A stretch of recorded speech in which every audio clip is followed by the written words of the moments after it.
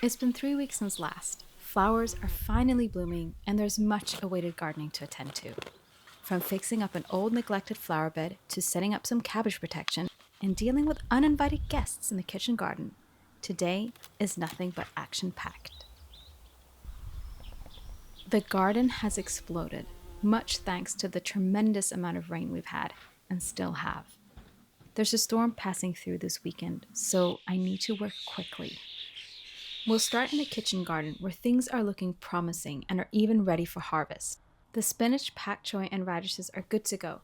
But before we can get to that, I've been surprised to find a colony of ants has set up camp in my raised bed. I don't want to use any pesticides, so Chris and I are just going to dig them and all their eggs out of the raised bed. I have no idea how to deal with this in an environmentally friendly way, so if you do, please share in the comments. Another pest I've had issues with is the cabbage moth. I've never been able to harvest any brassicas because it has demolished them all, so I've decided to try these raised plant covers to see if they can be of any help. They let UV light and rain pass through them, so your plants get what they need to grow. Oops. I found this kit in the gardening section of a local shop. The only thing you need is a screwdriver to get the job done, and a little bit of patience.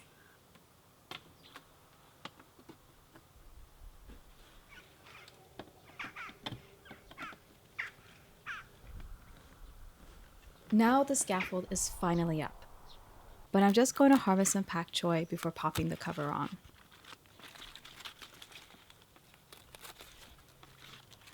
It turns out you need to be 2 people to put the cover on. I don't think you can do it on your own unless you have the world's longest arms. I'm honestly a bit skeptical that this is going to work thanks to the large gaps, but we'll see.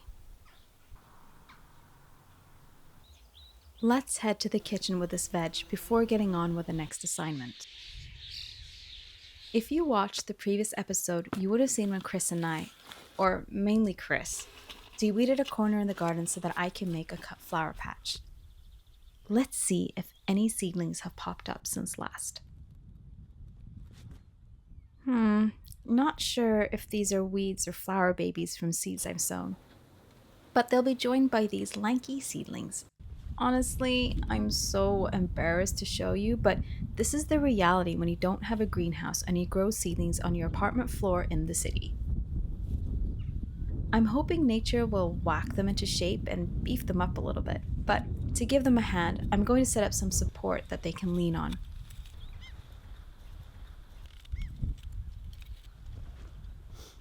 I'll be tying string between these bamboo sticks so that the leggy cosmos can rest between the string.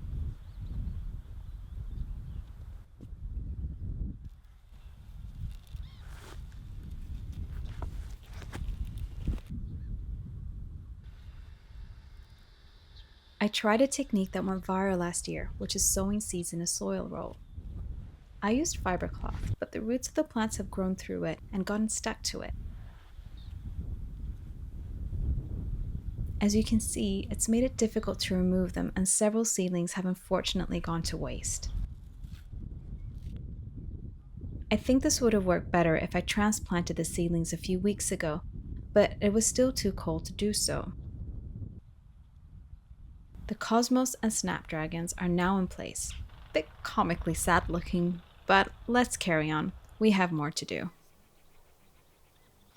This empty plant box stands in shade all day, so I've decided to risk putting shade-loving perennials in it with the hope that they will survive the winter.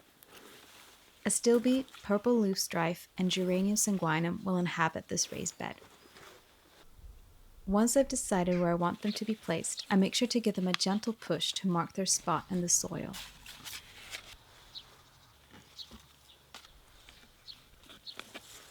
Back in Stockholm, I have perennials on my shady balcony that have survived the winter in small pots and containers, so I'm hoping these will fare well here.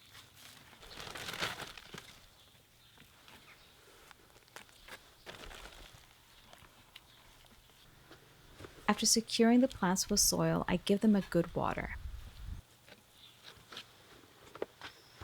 Aren't the geraniums so cute? I'm curious to see how the purple leaf strife will look. I've never dealt with that perennial before. There's no time to waste, so let's move on to the next project, which is this neglected flower bed. The yellow leaf strife has taken over, so I'm going to uproot several of them and replace them with delphiniums I've grown at home from seed.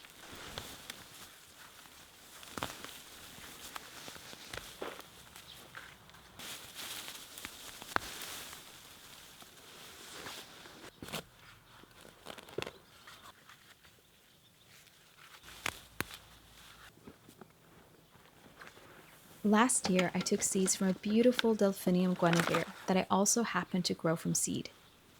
I hope the seedlings this year will turn out like their parent, but because Guinevere is a hybrid, it is likely the offspring can pop up in any random color. For the first time ever, I managed to grow iris from seeds that I took from the plant in this bed. Because the seedling looks like grass, I have to clearly mark that it's not. I've made a digital sketch of how I want this bed to look, and I've taken into consideration what already is planted here. Most flowers are yet to come. Some I hope to take cuttings from in the garden to save money. I have, however, purchased a couple of daylilies to accompany the one that already lives here. These are being planted out now. The plan is to extend the flower bed to where Foffe cuts the grass and make a border around the bed to stop grass from taking over. That, however, will have to wait until the next time we come up to the cottage.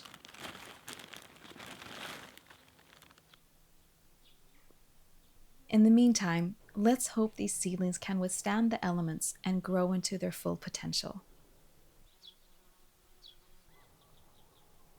Now to the last task for today, planting out veggie seedlings into the brightest place in the garden. This tiny greenhouse has served tomatoes in the past, but this year it's going to house paprikas I've grown at home. First, let's do some tidying up and remove some weeds. Yes, the lupine is invasive here in Sweden, so it's a goner.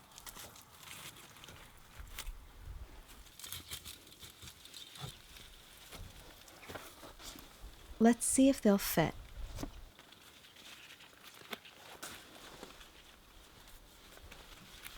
A bit tight, but it works. Off with the pots and into the soil they go.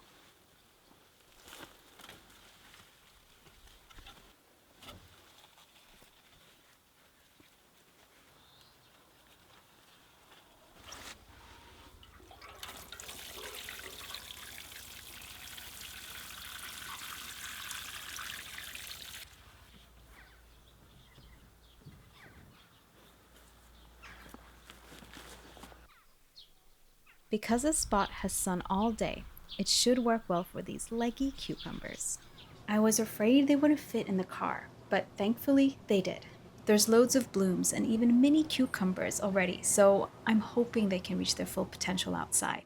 We've had cucumbers growing in these pots and in this exact spot for the past 2 years. This resulted in us not needing to buy a single cucumber until late September. I'm hoping the same will apply to this year. The larger the pot, the better, in my opinion anyway. Cucumbers are thirsty plants, and these pots house at least 20 liters of soil, which means they don't need topping up with water so often. The biggest mistake is being afraid of overwatering. I give them about 10 liters, and it's never been a problem for me to let them stand a little wet. How long you can go between watering, however, will depend on weather conditions. But whatever you do, don't do what I did.